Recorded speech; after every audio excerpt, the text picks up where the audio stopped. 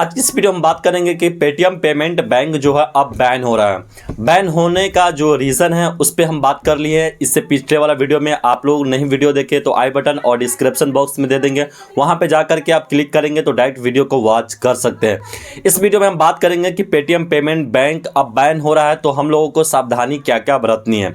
सबसे पहले आपका जो भी पेमेंट है पेटीएम पेमेंट बैंक में उसको तो दूसरा बैंक में आपको ट्रांसफ़र कर लेना है, ये फर्स्ट काम है। दूसरा काम ये है, अगर आप लोगों के पास कार है तो उस पर फास्टैग अगर लगाए होंगे तो उसमें जो भी आप रिचार्ज किए हुए हैं उस रिचार्ज वाला पैसे को भी आप किसी दूसरे पोर्टल पे आप ट्रांसफ़र कर लीजिए ताकि आपका जो भी रिचार्ज का अमाउंट है वो आपको घाटा नहीं लगे। और तीसरा सबसे बड़ा चीज़ क्या है कि जो भी आप एफडी आरडी किए हुए हैं पेटीएम के थ्रू तो आप डायरेक्ट पेटीएम ऐप से ही आप उसको विड्रॉल कर सकते हैं और उसको तोड़ करके आप पैसा निकाल सकते हैं। अब हम बात करते हैं कि पेटीएम पेमेंट बैंक बैन क्यों हो रहा है। बैन होने का रीज़न क्या है?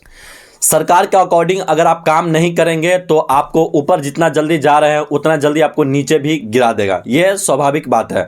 आरबीएल का जो गाइडलाइन होता है उसके अकॉर्डिंग पेटीएम पेमेंट बैंक काम नहीं कर रहा था। आरबीएल ने इनको नोटिस पे नोटिस दिया जा रहा था कि भाई अपने सिस्टम को सुधारो और आप अपने मेरे हिसाब से काम करो। आरबीएल का कहना यह था कि आप पेटीएम पेमेंट बैंक चला रहे हैं। पेटीएम पेमेंट बैंक को 2017 में आरबीएल द्वारा लाइसेंस दिया गया हुआ था कि आप पेटीएम पेमेंट बैंक बना सकते हैं।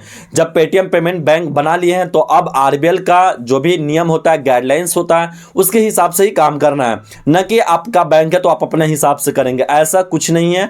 जब भी आप काम करेंगे तो सरकार के अकॉर्डिंग और उसके बाद जो आरबीएल होता है उसके अकॉर्डिंग ही काम करना है। अगर उसके अकॉर्डिंग आप नहीं काम करेंगे तो आप समझ सकते हैं ना कि आपको डायरेक्ट बाहर कर दिया जाएगा।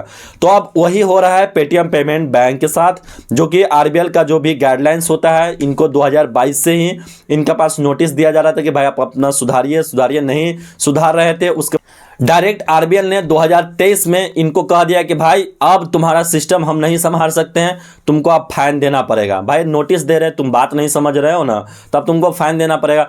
तो इस पे फाइन लगा दिया 5.39 करोड़ का। आप समझ सकते हैं कितना बड़ा ये अमाउंट होता है, इतना का फाइन लगा दिया गया हुआ है पेटीएम पेमेंट बैंक पे। अब उसके बाद भी पेटीएम को पूरी तरीके से बैन करना है। अब बैन क्या है कि आप अपना पैसा जो भी है 1 फरवरी से लेके 29 फरवरी तक टाइम दिया गया हुआ है।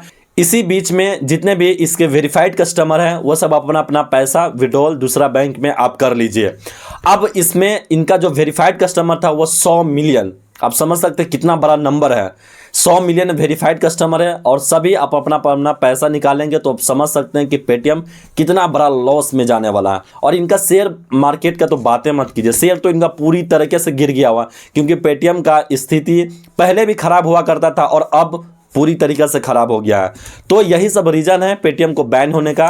तो आप समझ सकते हैं कि आप कोई भी काम कीजिए, आप सरकार के गाइडलाइंस के हिसाब से ही आपको काम करनी चाहिए। और दूसरा बात कि आप अपनी मनमर्जी कोई भी काम नहीं कर सकते हैं आरबीएल के पास, क्योंकि आरबीएल ने ही आपको लाइसेंस दिया हुआ है पेटीएम पेमेंट बैंक का, तो आप आरबीएल के हिसाब से ही काम करेंगे। अब हम बात करते हैं कि पेटीएम का जो ऐप होता है उसको अनइंस्टॉल करने की जरूरत नहीं है। अब ओनली पेटीएम पेमेंट बैंक को बंद किया गया हुआ, ऐप को बंद नहीं किया गया। मैं क्लियर कर दे रहा हूं, ऐप को बैन नहीं किया गया हुआ, ओनली पेटीएम पेमेंट बैंक को बैन किया गया हुआ।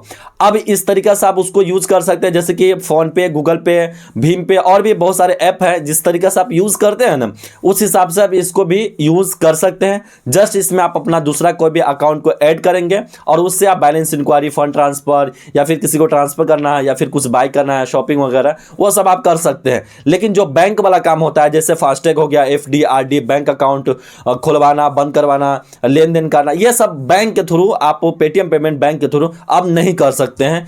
29 फरवरी के बाद पेटीएम पेमेंट बैंक के साथ ये सब आप काम नहीं कर सकते, पूरी तरीके से बैन हो रहा है। अब देखिए कुछ लोगों का कहना यह है कि क्या सर सही में बंद हो जाएगा या फिर क्या इसका कुछ होगा शट आउट क्वेश्चन का या फिर नहीं, आरबीएल का क्या है उसके बीच का चक्कर। तो देखिए पर्सनली ओपिनियन हम लोग नहीं इस पे दे सकते हैं। अगर आप लोगों के मन में कोई भी ओपिनियन हुआ तो आप हमें कमेंट करके पूछ सकते हैं कि किसी भी तरीके से कोई भी हम लोग न्यूज आप लोगों को जो देते हैं वो हम लोग डायरेक्ट उसके न्यूज के अकॉर्डिंग ही देते हैं। जैसे कि आरबीएल का नोटिस आया हुआ था तो आरबीएल के ही अकॉर्डिंग हम आपके पास ये न्यूज़ को दे रहे हैं। इस पे किसी भी तरीके से कोई भी पर्सनल हम टिप्पणी नहीं दे रहे हैं, ओनली आरबीएल के अकॉर्डिंग ही इस पे हम न्यूज़ दे रहे हैं।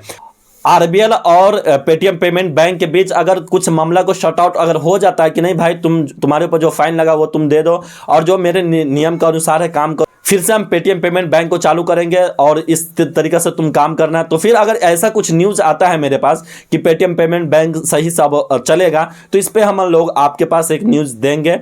तब तक आप समझ सकते हैं कि किसी भी पर्सनल चीज़ को चलाने के लिए एक सरकार का अहम रोल होता है। आप समझ सकते हैं कि कितना बड़ा कंपनी है पेटीएम पेमेंट बैंक, इसको भी सरकार ने डायरेक्ट नीचे कर दिया क्योंकि सरकार का जो गाइडलाइंस होता है उसको फॉलो नहीं करने का। हम सभी से रिक्वेस्ट करते हैं कि जो भी सरकार का गाइडलाइंस आता है, किसी भी तरीके से गाइडलाइंस हो, उसको फॉलो करनी चाहिए और उसके अकॉर्डिंग ही काम करनी चाहिए। अगर आप लोगों को वीडियो अच्छा लगा तो आप लाइक कीजिए। अगर मेरे चैनल पर नए बार वीडियो देख रहे हैं तो चैनल को सब्सक्राइब कीजिए। इसी तरीके से नॉलेजेबल कंटेंट मैं इस चैनल पर लाता हूँ, तो चैनल को सब्सक्राइब कीजिए। फिर मिलते हैं नेक्स्ट वीडियो में नेक्स्ट टॉपिक के साथ। तब तक के जय हिंद, वंदे मातरम।